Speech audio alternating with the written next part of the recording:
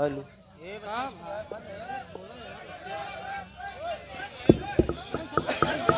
ए रुका रहा hello hello रुका रहा बैठ जाता काहे परेशान है ये बैठ जाई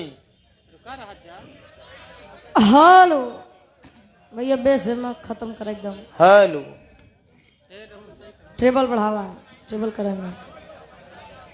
हेलो ए बड़का हरे रुक जा लगावत है बैठ जाते हैं परेशान मत हुआ अबे सेटे करवाओ थी। हेलो हेलो भैया सेटे रोकाई के। हेलो और आवाज बढ़ावाई के। हेलो बोले के बाद सेटी लेत बाबू के रोका। हेलो हेलो हेलो थोड़ा दूर के कचिंग बनावा।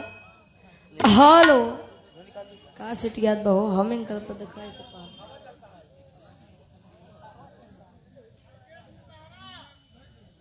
हेलो का बाबू जी गर्मी चढ़ी गई इनकी।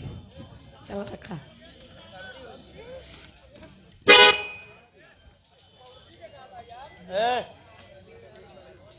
के आटे हो भैया लगा लगा आप लोग स्टैंड में थोड़ा नीचे कैले कैमरा उठा ले लगा के बैठ जा। आप लोग का दिक्कत ना हो ना लोग का दिक्कत ना हो। हेलो सीटी ले का बनाओ भाई एक बार बना दो आराम से ओकर बाद फिर बैठा आओ गुजो टेबल में बका। हेलो हेलो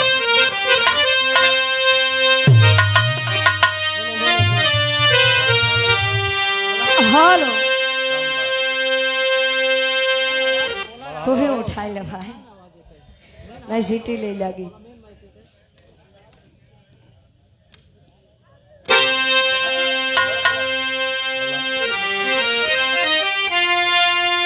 हेलो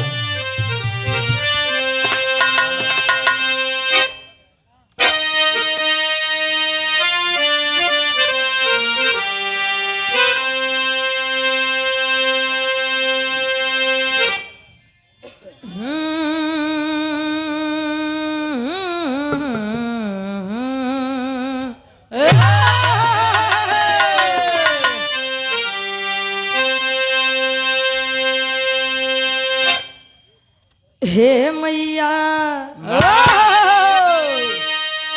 पैया पड़ू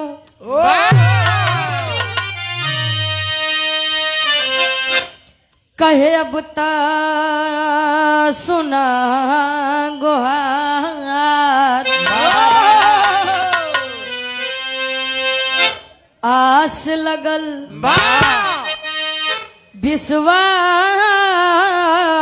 विश्वास बढ़ल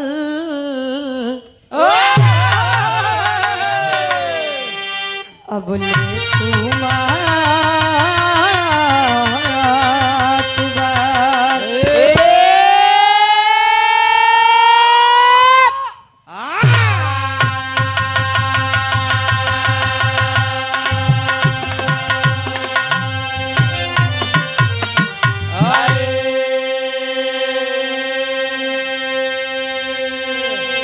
गुरु मूरत मुख चंद्रमा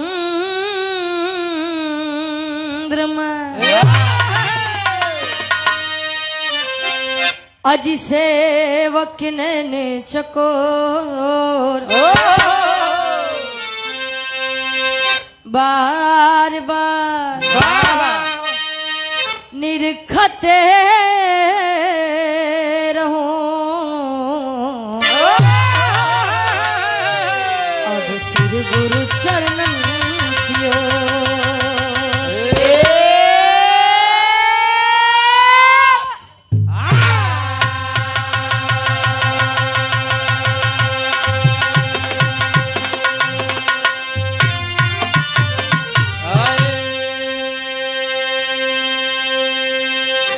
सतगुरु स्वामी दीन बंधु के अब सदा झुकाए माथ। सतगुरु स्वामी दीन बंधु के अब सदा झुकाए माथ।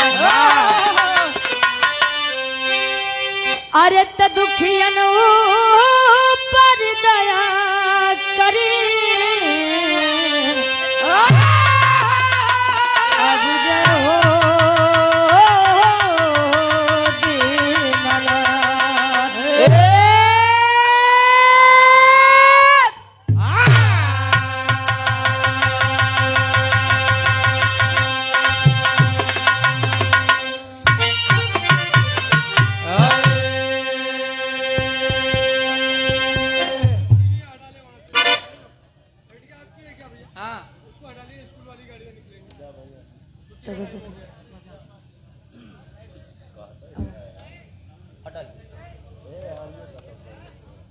चला हेलो हेलो हेलो हेलो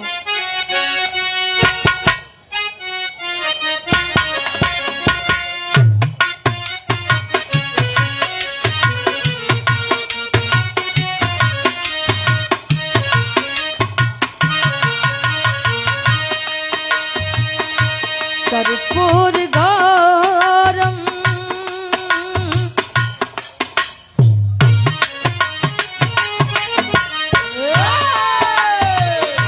कर्पूर गौरम करुणावतारम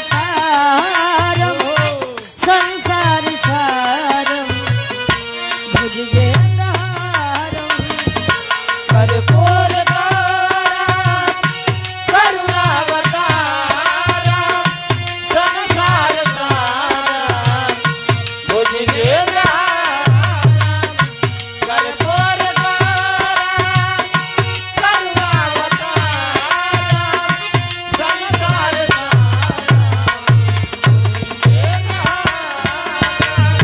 सदा वसंत हृदयारविंदे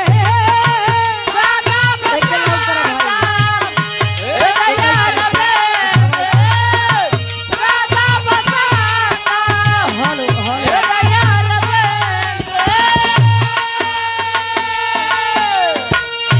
सदा वसंत हृदयारविंदे भवम भवानी सहितं नमामि। कर्पूर गौरम करुणावतारम संसार सारम भुजगेन्द्रहारम। कर्पूर गौरम करुणावतारम संसार सारम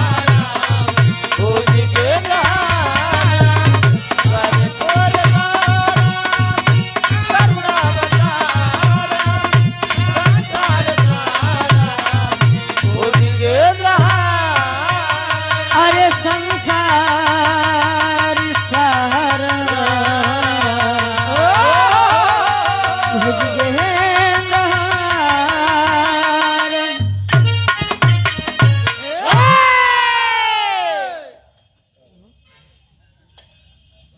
वाह भाई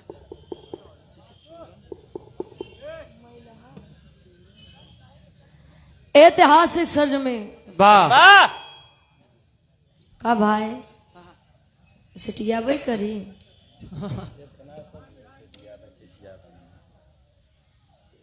अब समय का बताइए जले बनोबन करिए तो का झूठे चिल्लाबो में। हाँ के करे तनी एनर्जी बाढ़ी बा के बेफालतू अपन खर्चा करी ओके बनावा नहीं तो माइक लाइक के चेंज करा आवा।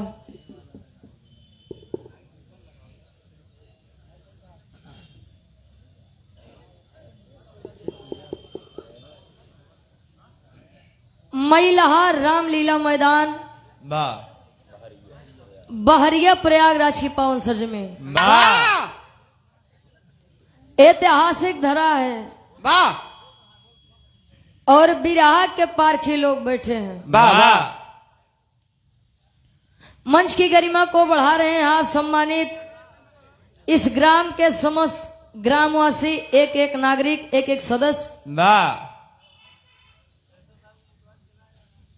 सम्मानित आप बूढ़ बुजुर्ग पिता तुल्य, आप हमारे चाचा तुल्य, वाह बड़े भाई लोग भी आए हुए हैं। वाह वाह।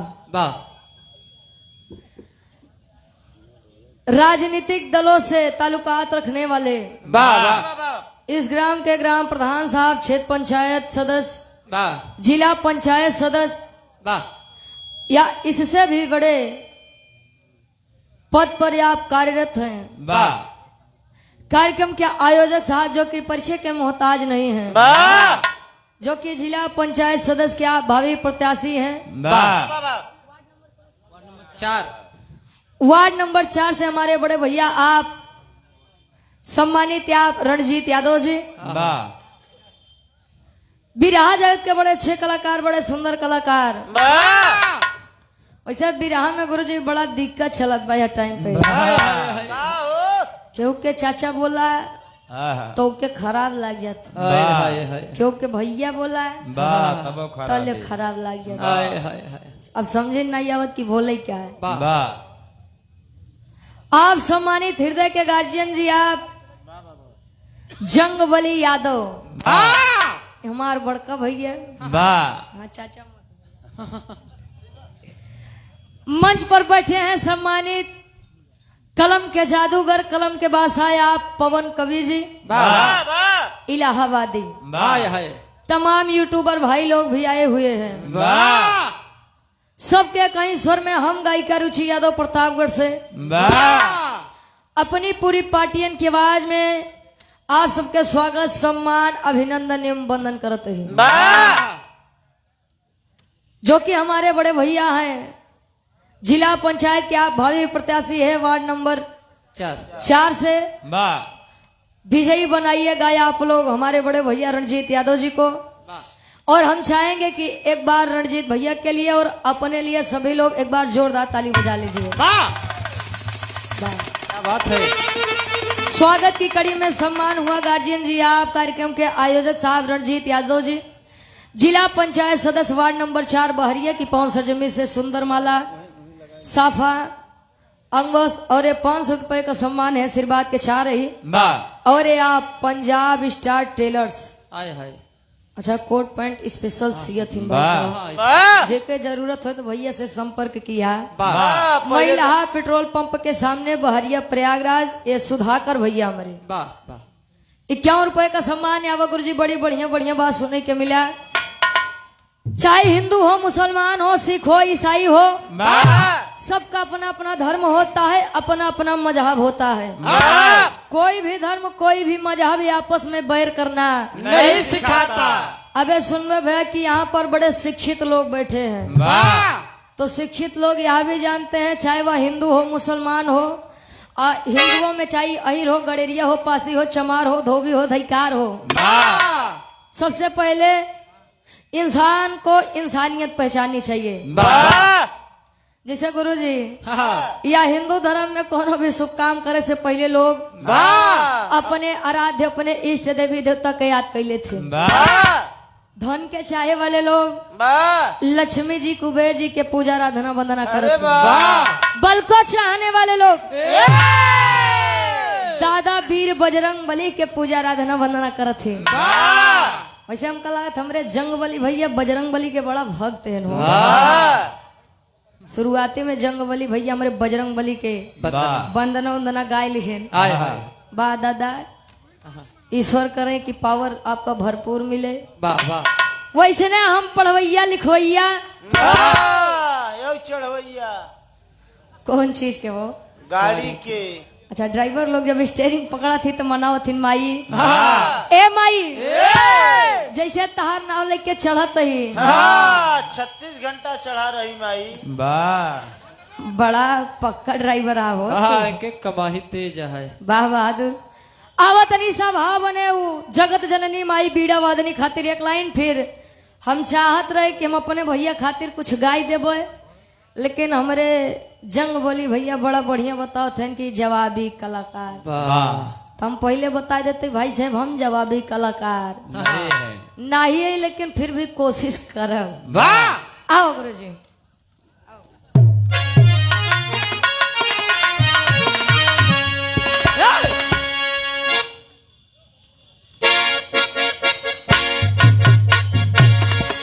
क्या बात है, वाह।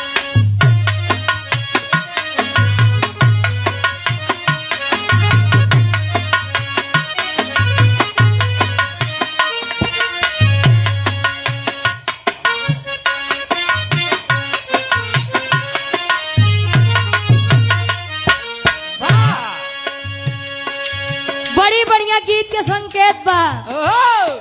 कहते हैं कहीं कहीं माता पिता के नाम से, माता पिता के काम से बच्चों को जाना जाता है।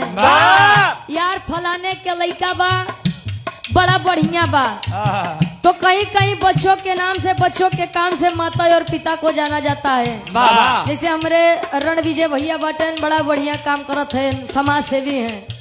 तो लोग देख के कहते हुए कि देखा रणविजय भैया के माई बाबू जाते हैं। तो माता और पिता बच्चे एक दूसरे के पूरक होते हैं। हाय हाय बिरहा सम्राट स्वर्गीय गुरु हैदर अली गुरु जी इस गीत को लव कुश कांड में गाए थे। प्रभु श्री रामचंद्र जी अपने दोनों लड़का लव और कुश का देख के सोचते हैं, विचार करते हैं का हाय हाय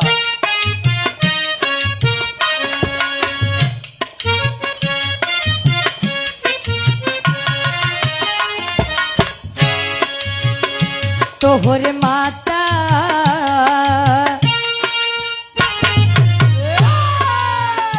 तोहरे माता पिता के धन्यवाद बा। तोहरे माता पिता के धन्यवाद बा। तोरे माता पिता के धन्यवाद।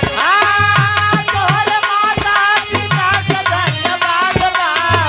तोरे माता पिता के धन्यवाद बा। तोहरे माता पिता के धन्यवाद बा। तोहरे माता पिता के धन्यवाद बा। कहे तोहरे माता पिता के धन्यवाद बा। धन्य है से माता पिता जिन्होंने आप जैसे बच्चे को जन्म दिया है। गुरुजी ये तमाल्ला समझे खातिर, बूझे खातिर बिटिया ई मंच के माध्यम से बीड़ा वादनी सरस्वती माई से अरदास करे, फरियाद करे। कैसे हाय हाय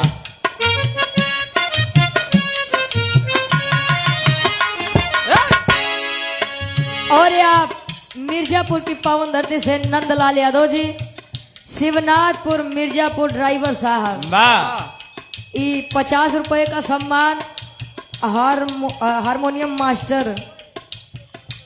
अच्छा ये हारमोनियम मास्टर खातिर बाबा रुचि यादव जी से निवेदन है कि आप कोई नया बिरहा प्रस्तुत करें।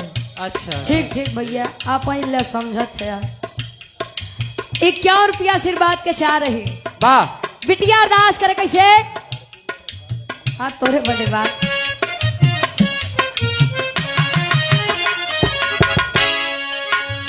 माई बिटिया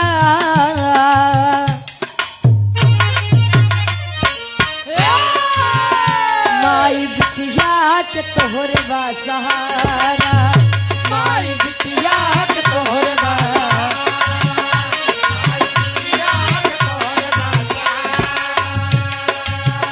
गीत संगीत स्वर लय सवारा।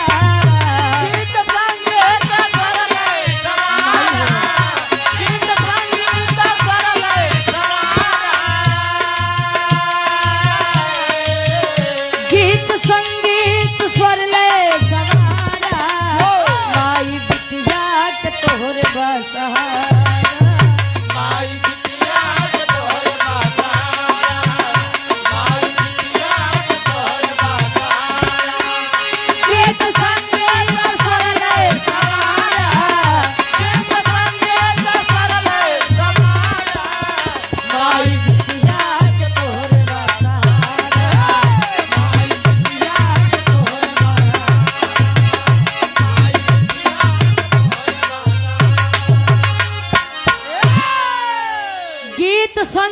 ईश्वर लय समारा माई बिटिया के तोहरे बा सहारा कहे मानिला तो पाथर नहीं मानता मानिला तो देवी देवता नहीं मानता कहे मन मानो तो मथुरा मन मानो तो विश्वास है तो लोग पत्थर में भी ईश्वर को खोज लिया करते हैं और विश्वास नहीं है तो साक्षात ईश्वर भी दरवाजे पर आ जाए लोग बेइज्जत करके भगा देते हैं हटा देते हैं वाह वाह माई जैसे हर महफिल में आई के लाज बचाऊ भवानी ऑपरेटर साहब हारन के आवाज कम करा साउंड के आवाज बढ़ावा अंतरा के पहले अंताल में बिटिया अरदास करत बा कैसे हारन के आवाज कम करा साउंड बढ़ावा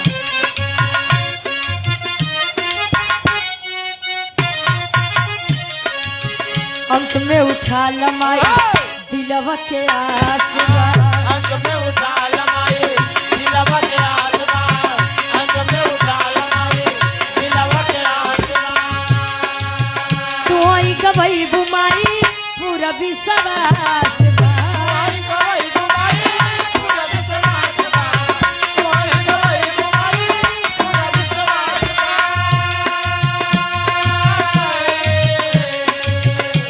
राज इंटरप्राइजेज बहरिया से भावी ग्राम प्रधान पद के आप प्रत्याशी हैं रामपुर उर्फ दौलतपुर से आप बड़े भाई आलोक यादव जी वाह 100 रुपए का सम्मान ईश्वर करे कि विजय का तिलक आपके मत्थे पर लगे कहे अंत में उठा लमाई दिलवा के आसबा तू आई गवई बुमाई पूरा विश्वास बा चमके सोहरत गगन जैसे तारा चमके भारत गगन जैसे तारा चमके भारत गगन जैसे चमके सोहरत गगन जैसे तारा माई बिटिया के तोहर बा सहारा माई बिटिया के तोहर बा चमके भारत गगन जैसे तारा चमके भारत गगन जैसे तारा माई बिटिया के तोहर बा सहारा माई बिटिया के तोहर बा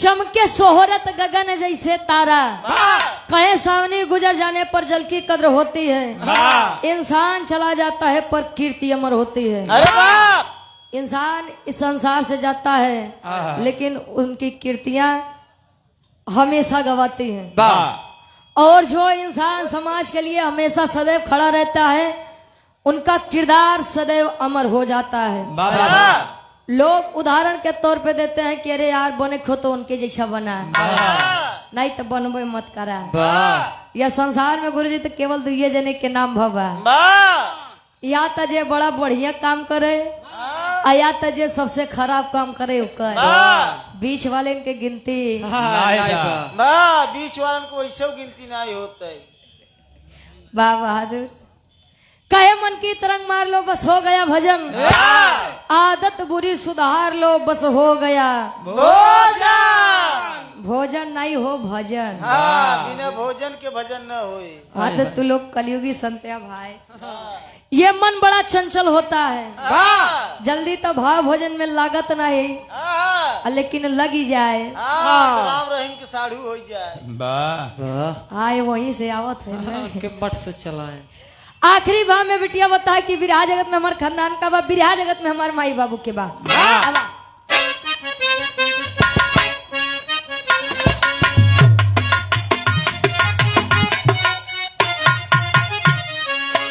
गुरु बिहारी राम लाल हरि साये गुरु बिहारी राम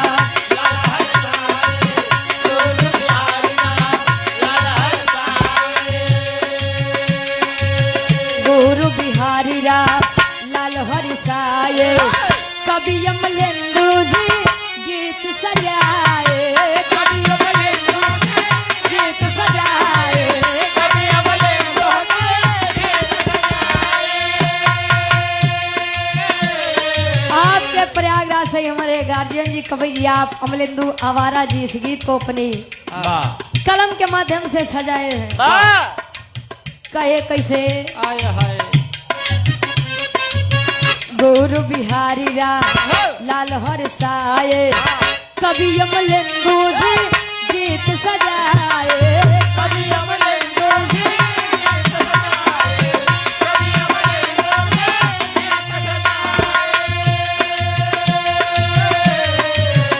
कावे रुचि याद तोहरे बा सहारा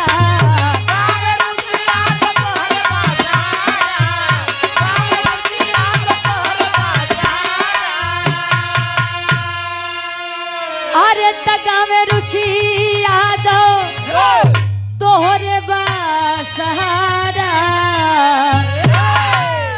अरे माई महफिल में बिटिया के उबारा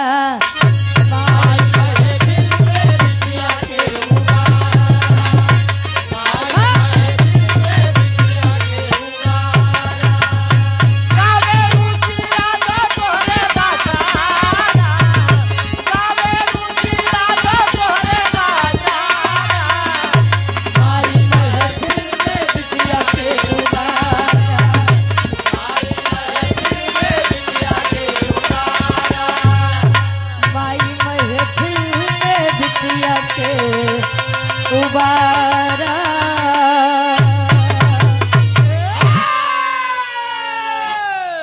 भाव भक्ति होई गो गुरुजी तो प्रसाद बाटे। अच्छा कुछ लेके आया हाँ दिन बाबा चंदन की लकड़ी। जब प्रतापगढ़ से आते हैं का हो हाँ हो अरे जी बहादुर से नगरे प्रतापगढ़ के आंवला बड़ा मशहूर वाह वाह पाया कि नहीं अच्छा तुम मुरब्बा एक चंदन के लकड़ी में इतना जले के कैसे देखो वो अमला पेड़ दे ही चंदन में कई बोल किसी छील दे सब कुछ। बारे बहादुर हर बातें ये लोग का बड़ी बढ़िया की सुने कि हमार पियला दुलारे आय हाय रे अरे जिया बहादुर अरे हमरे जंगली भैया के जैसी शादी बाबा यानी हमारे भौजी से इनका पाई के धन्य होई होई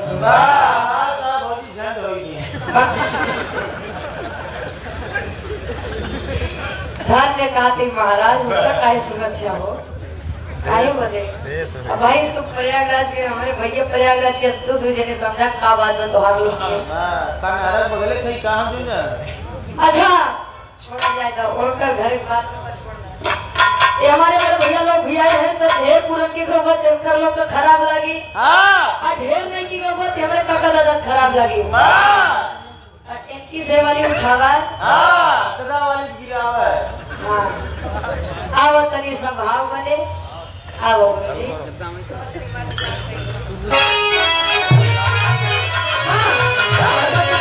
एक के बढ़ावा बढ़ावा के नाथ है का मशीन तुम्हारे एक नंबर के बाबा ऊपर के चलावत बाबू चलाते हैं कि रख ले उसी लेके आए सब देखे जाता सट्टा देवा बढ़ाए तो भाई इतना टाउन नहीं है तो बचली लेके लेकर बनाए तो भाई हेलो और बढ़ावा हेलो अरे मशीन और भाई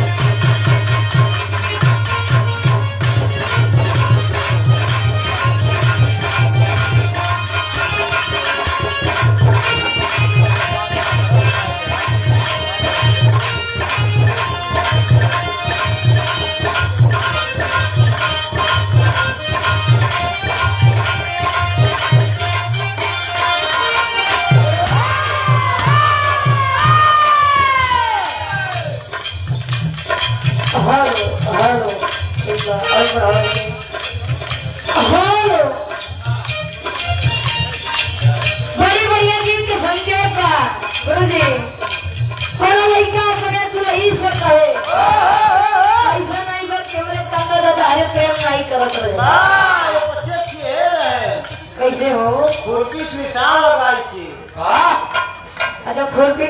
छाया में लगा भाई। कहाँ देखे थे मैं छाया आ जाए तो पछुइया चलिए नारियल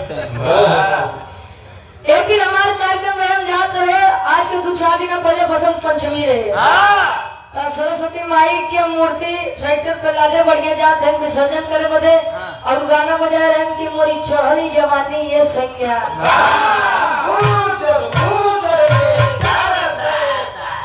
वाह। अच्छा यहाँ के बाद छोड़ो, कार्यक्रम रहे बलिया में, चंदौली चंदौली में। अच्छा जब वहाँ पहुँचे तो मूर्ति बगल में गाना चलत रहा कि जा तारू ससुरे न जा, लेकिन अपने सखी से सेटिंग बारे बहादुर कम से कम देवी देवता के छोड़ दे जाते लोग। अब देखा था जवन यही पाई बा कि रावण का राम जी का ऐसे नचावत है फेसबुक पे, पूछो मत। बारे जमाना यही आपके प्रयागराज में माघ मेला लगा बा, भव्य शिवलिंग आई बा। तब फेसबुक पे एक बात बड़ी वायरल बा कि अगर ये शिवलिंग 5 जने लगे शेर करवा तो तार घर में झोपड़ी बा तो पक्का मकान बन जाई। हाँ वो 10-15 जने लगे हम करे लगे, कोनो फायदा नहीं के खा पता नहीं लोग पाप धोवत है कि पाप बटोरत है, हमारे ही नहीं समझ में आवत बा। आओ तनी से भाव ने करो दुल्ही से कह का कहे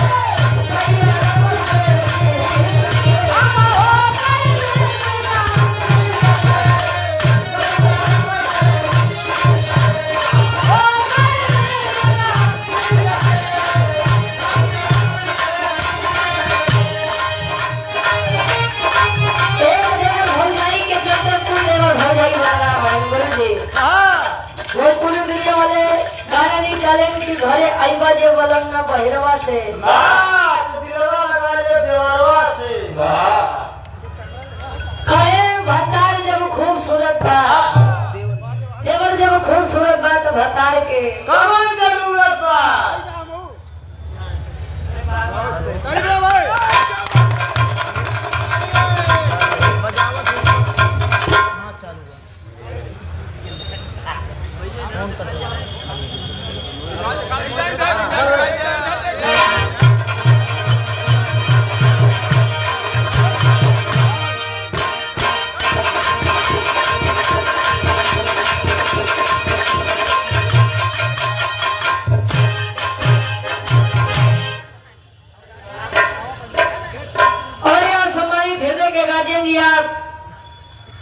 बहरिया वार्ड नंबर 4 से भाभी जिला पंचायत सदस्य हैं आप अनिल कुमार यादव जी, और आप इनके पिताजी हैं सम्मानित आप प्रमेद यादव बिहारी भाई, दौलतपुर बहरिया प्रयागराज की पावन सजनी से हमारे गार्जियन जी, ये समाजवादी साफा है सुंदर वाला, और आप धरती पुत्र मुलायम जी, और पीडीए के नायक अखिलेश सिंह यादव जी की सुंदर स्मृति देकर सम्मान किए, और साथ ही साथ ढेर सारा पुरस्कार भी है आशीर्वाद के छाने। और आप राज इंटरप्राइजेज बहरिया मलिका साहब आलोक यादव जी ग्राम प्रधान पद के प्रत्याशी हैं, रामपुर उर्फ दौलतपुर आलोक भैया के आप भाई हैं। ये ढेर सारा पुरस्कार का सम्मान है आशीर्वाद के छाने। पंजाब स्टार टेलर्स सुधाकर भैया हमारे महिला पेट्रोल पंप के सामने बहरिया प्रयागराज से पुनः 100 रुपए आशीर्वाद के छाने के बच्चे अपनी कला में कामयाब रहे। थोड़ा तो रही अपने संजय जी के अपने जवानों के बारे में बताए, क्या बताए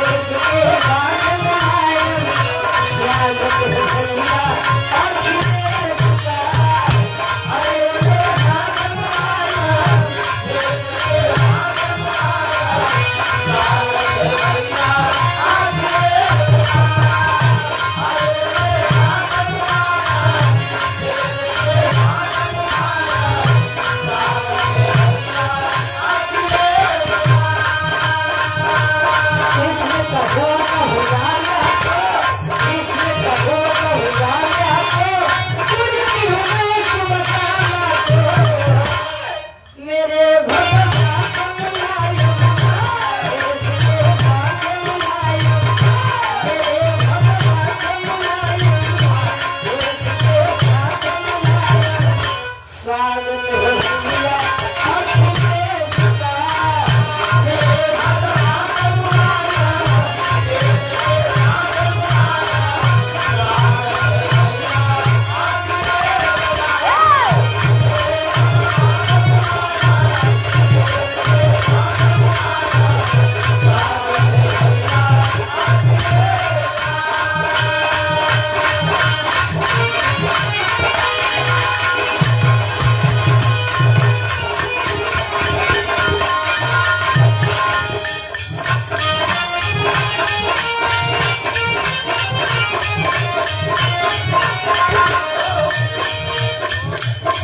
लाल लाल हो घास, लाल लाल हो घास, सुना लाल भैया हो तीरा से छुए, रोटिया से छुए, जैसे रामा के पूजा, जरा से छुए, रोटिया से छुए,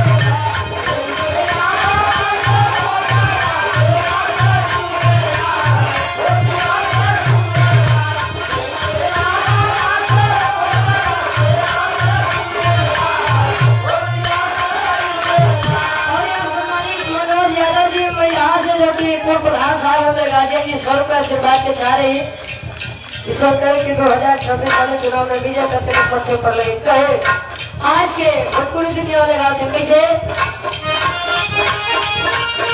प्यार वाली बाती आगे, प्यार वाली बाती आगे, बोले करेगा हो करेगा छुएगा, हो करेगा छुएगा, तो हर मीठी मीठी बोलियां छुएगा छुएगा, हो करेगा छुएगा, तो हर मीठी मीठी बोलियां छुएगा छुएगा, हो करेगा छुएगा,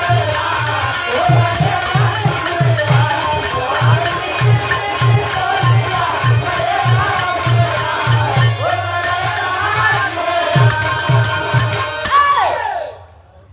भाव भजन भक्ति पूर्ण होइए गुरु जी। बड़ा बढ़िया महाभारत से आप लोग गीत सुना। महाभारत रामायण एक ऐसी दास्तां है कि बच्चे बच्चे की जुबान पे उसका नाम होता है। महाभारत हुआ 6 बार गुरु जी। झगड़ा तीने चीजी बदे होत है, जल जरूर जमीन नहीं जनता का मत जाना, कहे तिरिया चरित्र दैवो न जाना। लोग पहले कहा कि मनई के भाग और मेहरारू के चरित्र कब बदल जाए कुछ यता पता, लेकिन आजो के समय में अब एंकर लोग के चरित्र कब बदल जाए हो नहीं देखा जा सकता। अगर कसम क्रिया से जंगली भैया अगर मनई मराठ होते तो जान ला भारत देश के आधी आबादी ऐसे नहीं साफ रहा। कहे जान ला तुहार कसम हमारी जिंदगी तोरे अलावा के है ही बा। एक सही कहा थे तले तो सभी फोन आवत बाबा वाला। महाभारत झगड़ा हुआ के बस तन के बाद से कि द्रौपदी जी अच्छा गलत जगह पे हंसना भी नहीं चाहिए। केवल हंस के यही बात कही थी कि अंधे का पति अंधे का बेटा अंधा। पूरी महाभारत फन गए। आप लोग कहा तो करे आगे से गाड़ी नहीं, हमारे भैया से बोला है उनके बदले 5 मिनट के कोनो लोग गीत हो जाए, आप बदे हो जाए। अच्छा ठीक है, इनके बदले हो जाए गुरु जी। बाकी सब जानते हैं कि द्रौपदी जी एक ऐसी नारी थी जिनके 5 पति थे। एक बात और भी निकल आती है कि द्रौपदी जी कर्ण जी से भी प्रेम करते थे।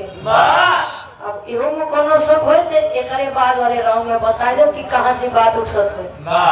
और आप ग्राम सभा भरोटा वीरगंज सरगुपुर और भावी प्रधान पद के आप प्रत्याशी हैं गार्जियन जी श्री बाकेलाल साहू एवं भट्टा मलिका साहब। 2026 के भावी प्रधान पद के उम्मीदवार है, हो ईश्वर करें कि विजय का तिलक आपके मत्थे पर लगे। 200 रुपए का सम्मान है। वैसे सब चुनाव बड़ा बढ़िया बीत जाता गुरु जी, लेकिन प्रधानी के चुनाव में बड़ी मेहनत करे पड़त है। अब जे उम्मीदवार आते थे जाना था कि कितना खर्चा लागी। आवे तनी से हमरे भैया खातिर रणजीत भैया खातिर हमरे एक लाइन कवि जी लिखा था अपने कलम के माध्यम से। कैसे?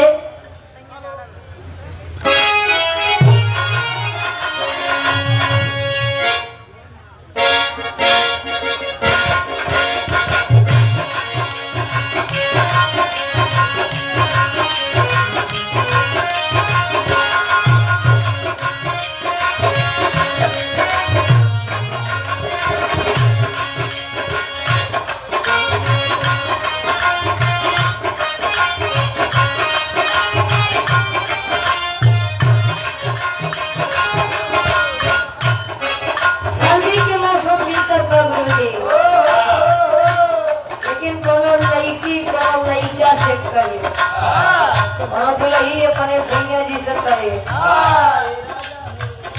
ए राजा हो कहा या सर्दी के मौसम में हम तो हमारे नैहर छोड़े लगाई के बात है का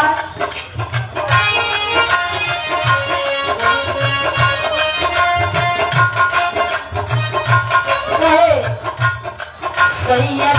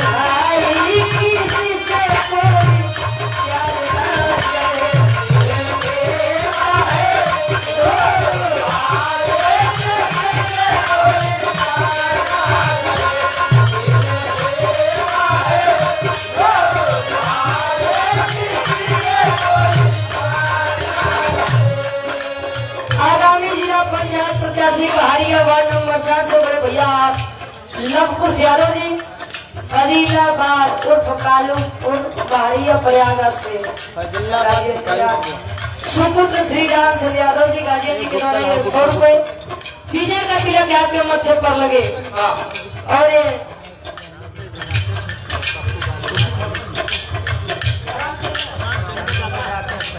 रामचंद्र हमारे डॉक्टर साहब होगी 50 रुपए का सम्मान। पप्पू बालू वाले अच्छा 100 रुपया से बात चाह रही। और इस भाव का सम्मान है आप विनोद यादव आजमगढ़ से हमें गाजी जी आजमगढ़ की बहुत सदमी से विनोद यादव जी 100 रुपए का सम्मान चरणों में नमन है वंदन है आशीर्वाद की चाह रही। लेकिन कार्यक्रम के आयोजक साहब सम्मानित आप रणजीत भैया खातिर कवि जी एक लाइन लिखो तो कैसे या तो रणजीत के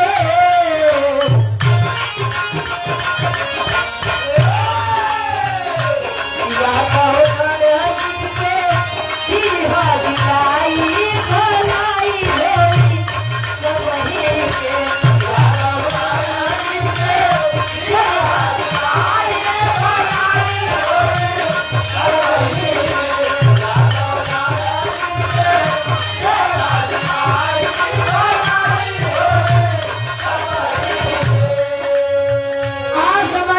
बाबूजी आप कमलेश कुमार यादव जी हमारे बड़े भाई आप जो जिला पंचायत पद के आप प्रत्याशी हैं वार्ड नंबर 4 बारिया से रणजीत यादव भैया के आप मुझे चाचा जी धर्म के हमारे बाबूजी आपके द्वारा सुंदर माला 100 रुपए आशीर्वाद के चाह रही।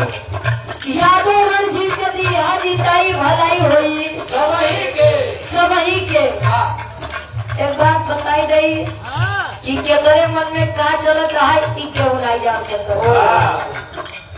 और मौका मौका सबको देना चाहिए। एक बार उनका दिया उनको देखे आ जाए अगली बार दूसरे के नंबरदार। लेकिन देखा हमार भाई अमर से रिक्वेस्ट बा कि भैया के विजय का तिलक लगे और उसमें भी उम्मीदवार खड़े हैं भाई, सब केहू जीता हम काय कहीं केहू हारा। अब जीत हार कोई को मतदान के बाद ही पता लगे। आंदोलन के पहले स्टार में कभी लिखा है कैसे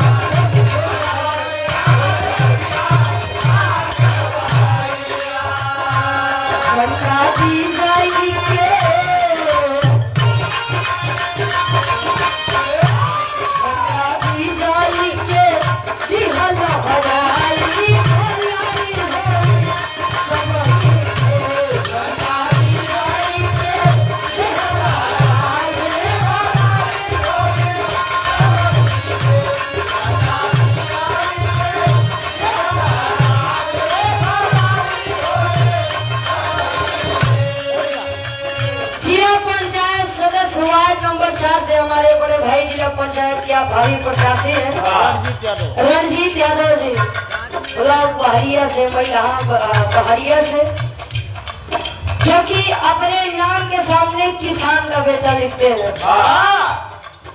समाज के लिए तत्पर रहते हैं, समाज के लिए चुनावी माहौल है। और आप त्रिभुवननाथ यादव जी करनाईपुर से 100 रुपए का सम्मान आशीर्वाद के सारे हमारे बड़े भैया, हम चाहेंगे कि आप आ जाइए, हमें आपका स्वागत और सम्मान करते हैं। आंदोलन के दूसरे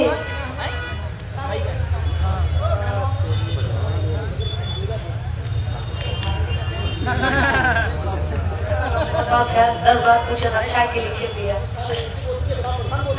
यदुवंशी ग्राम क्या प्रधान जी हैं हमारे गार्जियन जी, ये 500 रुपए का सम्मान आशीर्वाद के सारी हमारे प्रधान जी के द्वारा आशीर्वाद के सारे अच्छा बच्चे आशीर्वाद के सारे कि हम बच्चे अपनी कला में कामयाब रहे और ईश्वर करे कि 2026 का भी चुनाव आप जीते। देखिए चुनाव जीतना हारना ये बात की बात होती है।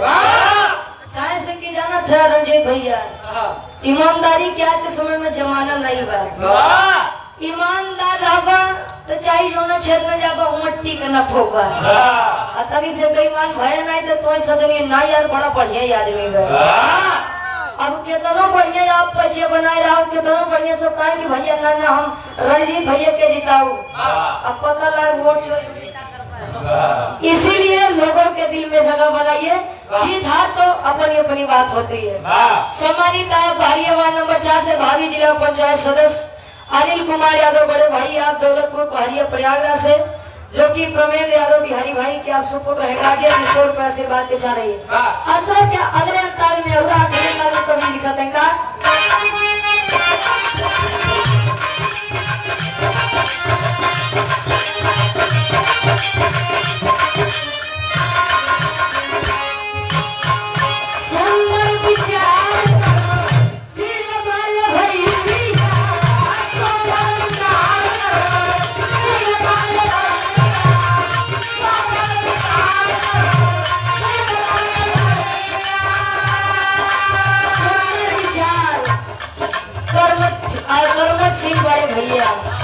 सुंदर विचार है और विचार है तो ही इनके बुलावे पर इतनी भारी भीड़ आई हुई है। ना तो विराज में कहीं होता है और लोग भी बहुत बुलाते हैं, लेकिन गलत तरीके चुने सोच से आदमी दिखाते हैं। इसीलिए आपके इस आयोजन से लग रहा है कि आपका विचार सुंदर है, बढ़िया है। इसीलिए इस मंच के माध्यम से बहुत बहुत बधाई हो आपको। सुंदर विचार कर्म सिर मत भैया बिन दुख दिया पड़ते आर बढ़े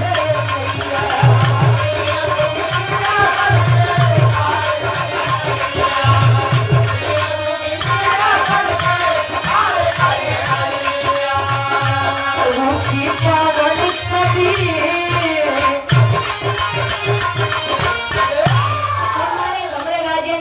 पवन कवि जी इस गीत को सजाते हैं। आप भी आ जाइए, आपका भी स्वागत हो जाए। जिन्होंने इस गीत को लिखा है वाह वाह वाह वाह। अरे रुचि पवन कवि इतिहास सजाई भलाई हो सबरे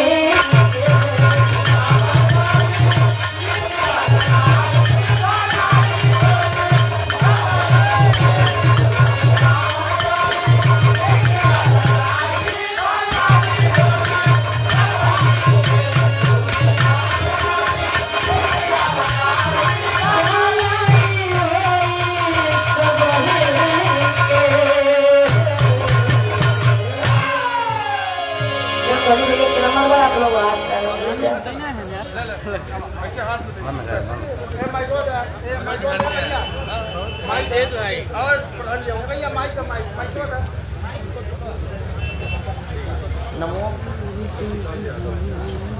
और यहाँ सम्मानित हिंदू के गार्जियन जी आप शशिकांत यादव जी, हमारे गार्जियन जी, यह सुंदर माला 500 रुपए का सम्मान एक बार गार्जियन जी के लिए जोरदार ताली बजाए। आदरणीय आप शशिकांत यादव जी गार्जियन जी के लिए का भाई एनर्जी को लॉस होगी का आप लोगों की ये प्रयागराज बजा लीजिए ताली बजाओ में बहुत शर्म हो। हाँ बजाइए। हाँ बजा ले भैया।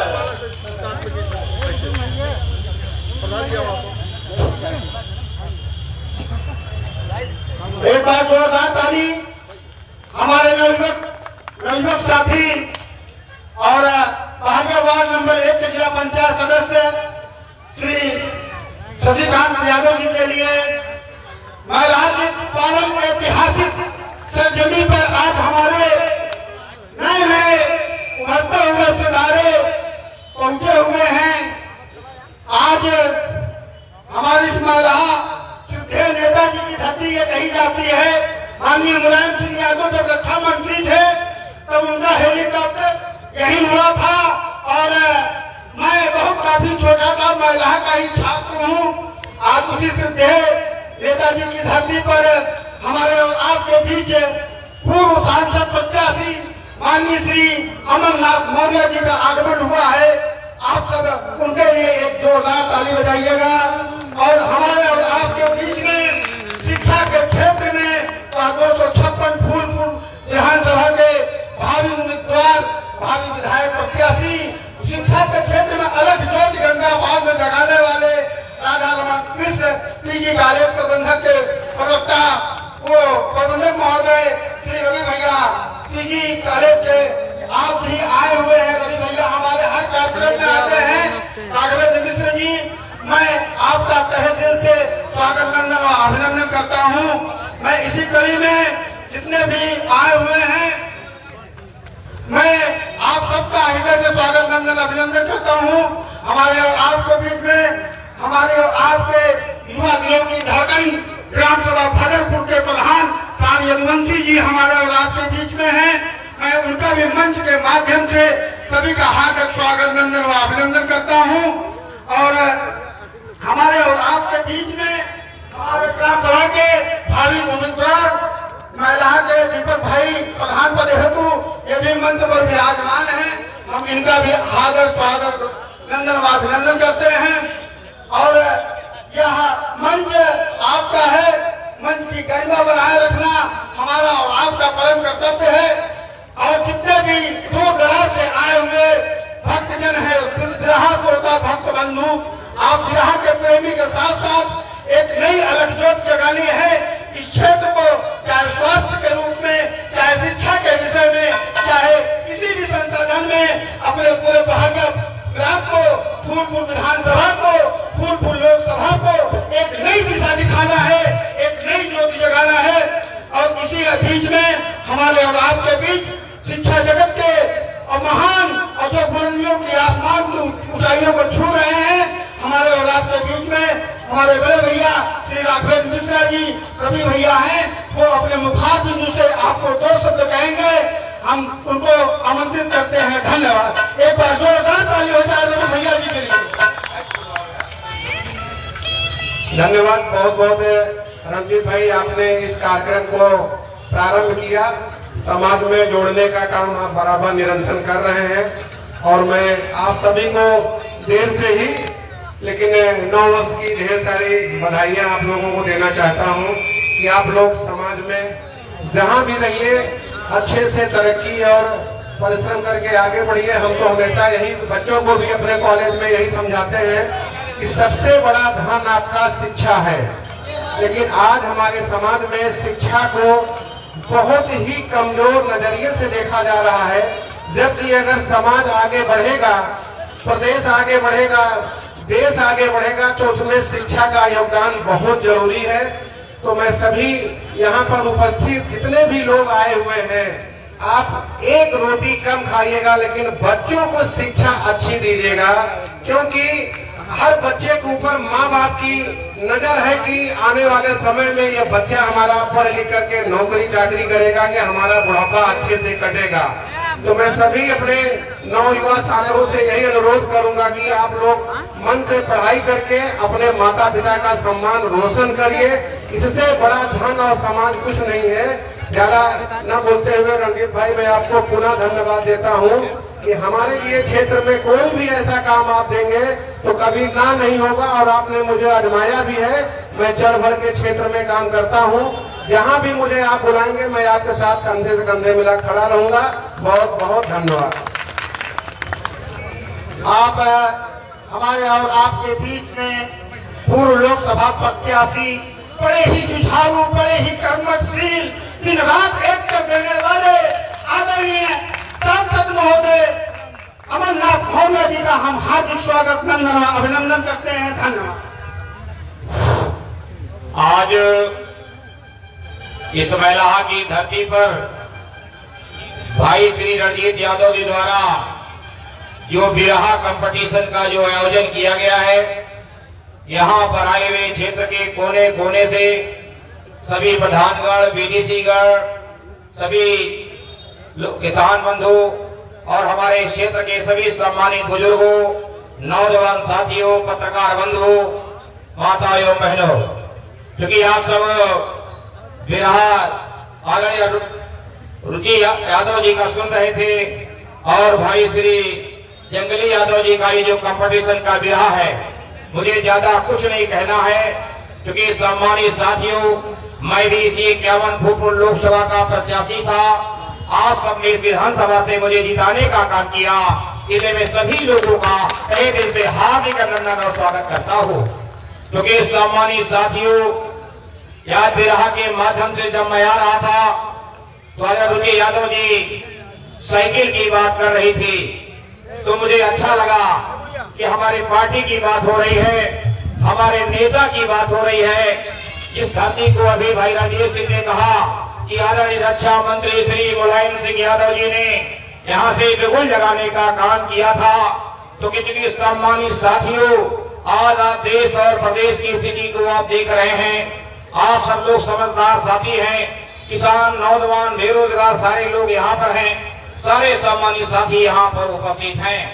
स्वाभाविक रूप से इस देश में परम पूज्य बाबा साहब डॉक्टर अम्बेडकर का संविधान चल रहा है। संविधान के बदौलत ही आज सबको संस्कृत का ग्रहण करने की छूट है। संविधान के बदौलत ही, मौलिक अधिकार के बदौलत ही सबको अभिव्यक्ति की स्वतंत्रता है। संविधान के बदौलत ही गरीब घर में पैदा होने वाला बेटा और बेटी भी झोपड़ी में पैदा होने वाला वोट के माध्यम से बड़ी बड़ी खुशियों में पहुंच सकता है। संविधान के बदौलत ही आज गरीब घर में पैदा होने वाला बेटा और बेटी, झोपड़ी में पैदा होने वाला शिक्षा के बदौलत डीएम और कप्तान बन सकता है। और शिक्षा, परम पूज्य बाबा साहब डॉक्टर अम्बेडकर ने कहा था, वो शेरनी का दूध है, जो पिएगा वो धारेगा। क्योंकि सम्मानित साथियों, यहाँ पर सभी विचारधारा के लोग हैं। मगर आपको ये समझना चाहिए कि आखिरकार अपना कौन है और पराया कौन है, इन सब बातों पर ध्यान दीजिएगा। क्योंकि मुझे ज्यादा कुछ नहीं कहना है। भाई रंजीत यादव जी ने मुझे बुलाने का काम किया, उनके साथियों को मैं बहुत बहुत धन्यवाद देता हूँ। जब कोई राजनीतिक कार्यक्रम होगा पार्टी से, तो मैं अच्छी भली बातें रखने का काम करूंगा।